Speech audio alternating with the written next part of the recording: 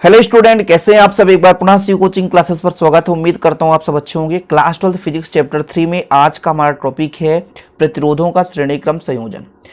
प्रतिरोधों का हम दो प्रकार से संयोजन पढ़ेंगे, एक श्रेणी क्रम संयोजन और दूसरा समांतर क्रम संयोजन। तो आज के इस लेक्चर में आप सीखने वाले हो प्रतिरोधों का श्रेणी क्रम संयोजन। ये डायग्राम दिख रहा है, इसमें हमने तीन प्रतिरोध लेकर चला प्यारे बच्चों, R1, R2, R3।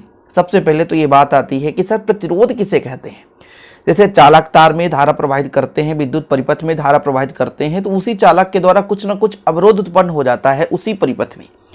तो जो अवरोध होता है उसी को कहते हैं हम प्रतिरोध। यानी किसी भी परिपथ में धारा प्रवाहित करने से चालक द्वारा जो अवरोध उत्पन्न किया जाता है, यानी धारा प्रवाह के मार्ग में जो अवरोध उत्पन्न होता है उसे कहते हैं प्रतिरोध। तो जैसे हमने इस परिपथ में तीन प्रतिरोध को जोड़ दिया, R1, R2, R3, मतलब जब धारा बहेगी तो कुछ न कुछ ये धारा के बहने में रुकावट डालेगा, इसे हम बोल देंगे प्रतिरोध कह देंगे। तो यहां पर R1, R2 और R3 श्रेणी क्रम में जुड़े हैं। अब इन्हें हम श्रेणी क्रम में कब कहते हैं?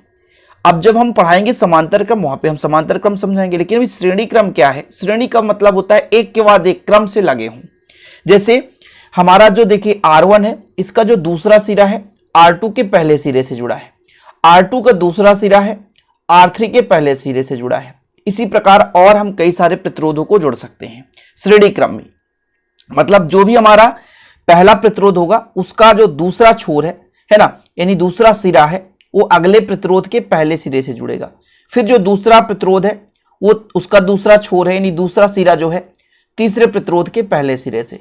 इसी प्रकार से तीसरे प्रतिरोध के दूसरे छोर की बात करें या हम दूसरे सिरे की बात करें, वो चौथे प्रतिरोध के पहले सिरे से जुड़ेगा। और इस प्रकार और कई सारे हम यहां पर क्या कर सकते हैं, प्रतिरोधों को जोड़ सकते हैं। और अंत में इनको हम A और B आपको जो दिख रहा है इसकी सहायता से हम एक परिपथ में जोड़ देते हैं। इस परिपथ में एक बैटरी लगा हुआ है ना, जहां से धारा प्रवाहित कर सकते हैं, और एक कुंजी लगा हुआ है। तो ये हमारा श्रेणी क्रम संयोजन का एक निश्चित रूपरेखा तैयार हो गया कि हम कैसे समझेंगे कि ये श्रेणी क्रम में है। तो श्रेणी क्रम में एक छोर दूसरे छोर से जुड़ा रहेगा क्रम से। जैसे पहला, इसके बाद दूसरा, फिर तीसरा, फिर चौथा, फिर पांचवा, है ना। जैसे किसी एक प्रतिरोध का कनेक्ट दो लोगों से ही हो सकता है, आगे पीछे 4-5 लोगों से नहीं हो सकता है, याद रखिएगा। तो इस प्रकार से आपको लिखना है कि प्रतिरोधों के इस संयोजन में पहले प्रतिरोध का दूसरा सिरा दूसरे प्रतिरोध के पहले सिरे से, दूसरे प्रतिरोध का दूसरा सिरा तीसरे प्रतिरोध के पहले सिरे से जुड़ा होता है, और तीसरे प्रतिरोध का अंतिम सिरे के साथ, और ऐसे कई प्रतिरोध जोड़ सकते हैं। अंत में इन प्रतिरोधों को एक विद्युत परिपथ में जोड़ देते हैं, जिस परिपथ में धारा I प्रवाहित होती है या बैटरी E से जुड़ा होता है। आपको क्या लिखना है क्या नहीं लिखना सब कुछ कंप्लीट करूंगा, बिल्कुल आप चिंता ना करो। अब यहां पर हमने लेकर चला प्यारे बच्चों कि इन जैसे हमारे पास प्रतिरोध तीन प्रतिरोध है, R1, R2 और R3 तीन प्रतिरोध है। अब इसे जब बैटरी E से हम जोड़ते हैं और इसमें धारा प्रवाहित करते हैं, क्या करते हैं, धारा प्रवाहित करते हैं, अर्थात इनके सिरों के बीच, जैसे A और B, इनके बीच विभवांतर लगाया जाता है। तो विभवांतर बट जाता है। यहाँ पे गया भैया V1 हो गया, यहाँ पे V2, यहाँ पे V3। कैसे? जैसे मान लो नाश्ता प्लेट लेकर आए, 5 व्यक्ति बैठे हैं, तो पहला व्यक्ति जो है एक प्लेट उठा लिया, तो नाश्ता प्लेट में कितने बच्चे भाई? प्लेट 4 बच्चे। फिर एक व्यक्ति फिर उठा ले, 3 बच्चे। फिर आगे चलो, फिर एक उठा ले, 2 बच्चे।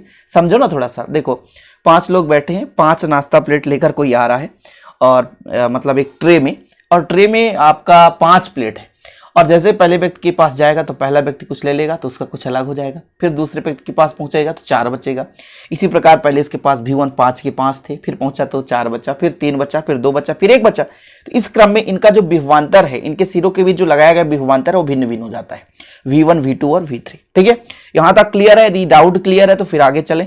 चलो क्या लिखना है यहाँ पर, स्क्रीनशॉट लेंगे आप लोग। प्रतिरोधों के इस संयोजन में पहले प्रतिरोध के दूसरे सिरे को दूसरे प्रतिरोध के पहले सिरे से, तथा दूसरे प्रतिरोध के दूसरे सिरे को तीसरे प्रतिरोध के पहले सिरे से जोड़ा जाता है। इसी प्रकार अन्य प्रतिरोधों को भी संयोजित करते जाते हैं। अंत में पहले प्रतिरोध के पहले सिरे को और अंतिम प्रतिरोध के दूसरे सिरे को, ये देखो पहले प्रतिरोध के पहले सिरे को और अंतिम प्रतिरोध के दूसरे सिरे को हम एक क्या कर देते हैं, परिपथ के साथ जोड़ देते हैं, विद्युत परिपथ के साथ जोड़ देते हैं।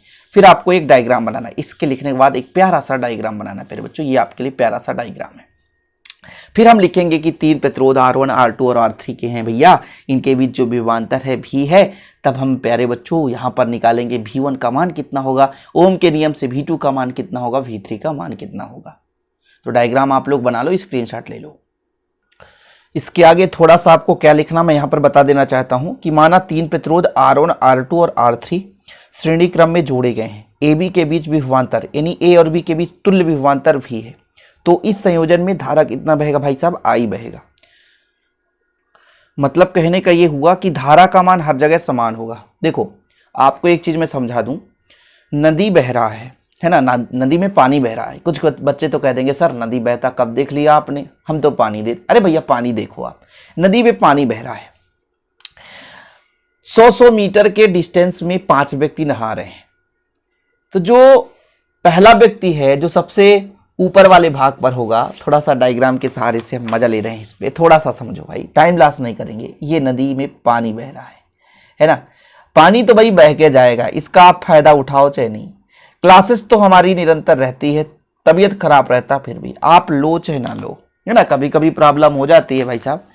तो यहाँ से पानी का बहाव ऐसा है, यहाँ व्यक्ति आएगा वो भी उतना ही पानी नहाएगा, यहाँ पे बैठेगा वो भी उतना ही पानी पाएगा, यहाँ पे भी, यहाँ पे भी, यहाँ पे भी। कोई भी व्यक्ति हो सबके लिए पानी समान है। इसीलिए भैया यहाँ पर हम देखें तो धारा कितने भी प्रतिरोध जोड़ दो, धारा नहीं बदलेगा, बटा ही नहीं है, एक ही रास्ते पर चल रहा है। यदि ये कहीं 2 खंड में बढ़ जाता है ऐसा, तो फिर इसको पानी कुछ और मिलता है, इसको कुछ और मिलता है, मतलब यहाँ पे कोई व्यक्ति नहाता तो ऐसा होता है। तो श्रेणी क्रम में भाई एक सिंपल है, धारा में कोई परिवर्तन नहीं होता, इसलिए धारा तुल्य धारा कितना हो जाएगा? I होगा। अब 3 प्रतिरोध है, 3 प्रतिरोध है, एक R1, R2 और R3। तो प्रतिरोध R1 के सिरों के बीच विभवांतर, हम यदि कह दें प्रतिरोध R1 के सिरों के बीच विभवांतर, के सिरों के बीच विभवांतर कैसे निकालते हैं प्यारे बच्चों? V बराबर IR होता है, सही बात है। तो V1 बराबर IR1, I सब में समान है, ठीक है। इसी प्रकार प्रतिरोध R2 के सिरों के बीच विभवांतर V2 बराबर कितना हो जाएगा? IR2, ठीक है। यहाँ पे हिंदी लिख लेना, प्रतिरोध R2 के सिरों के बीच विभवांतर लिख देता हूं, नहीं तो दिक्कत हो जाएगा। सर आप कंजूसी कर रहे हो, तो बच्चे तो करेंगे ही। प्रतिरोध R3 के सिरों के बीच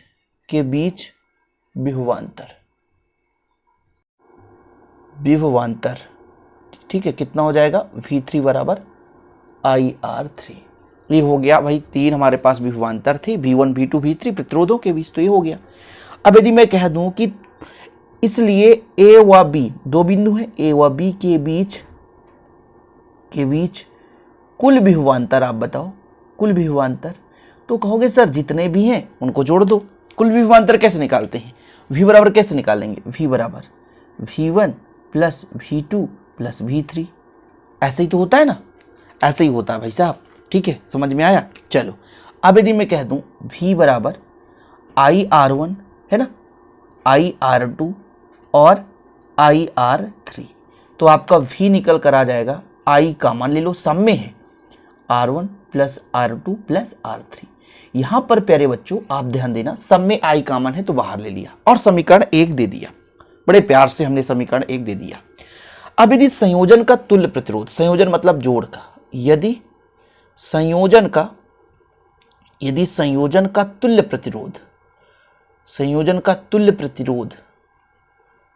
प्रतिरोध, RS हो, है ना, सीरीज कॉम्बिनेशन है, RS हो, तो RS बराबर कितना हो जाएगा? RS बराबर कितना हो जाएगा प्यारे बच्चों?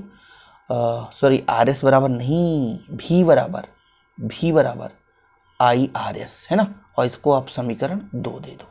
सिंपल है, थोड़ा सा यहाँ पर आप लोग कंप्रोमाइज कर लेना।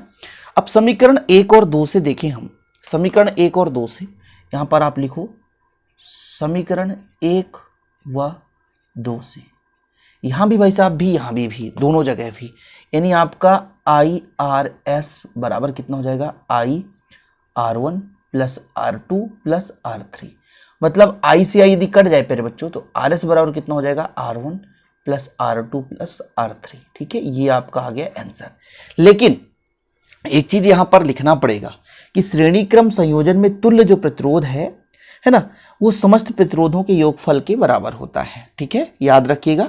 श्रेणी क्रम संयोजन में जो तुल्य प्रतिरोध होता है वो समस्त प्रतिरोधों के योगफल के तुल्य होता है। इतना आप लोग लिख लोगे तभी आपका मान होगा, बाकी नंबर कट सकते हैं, ध्यान रखिएगा कि श्रेणी क्रम में संयोजन में तुल्य जो प्रतिरोध है उस समस्त प्रतिरोधों के योगफल के तुल्य होता है। इस प्रकार से हमारा हो जाता है कंप्लीट। उम्मीद करता हूँ छोटा सा सेशन आपको पसंद आया होगा। पसंद आया तो लाइक करना ना भूलें, शेयर करें।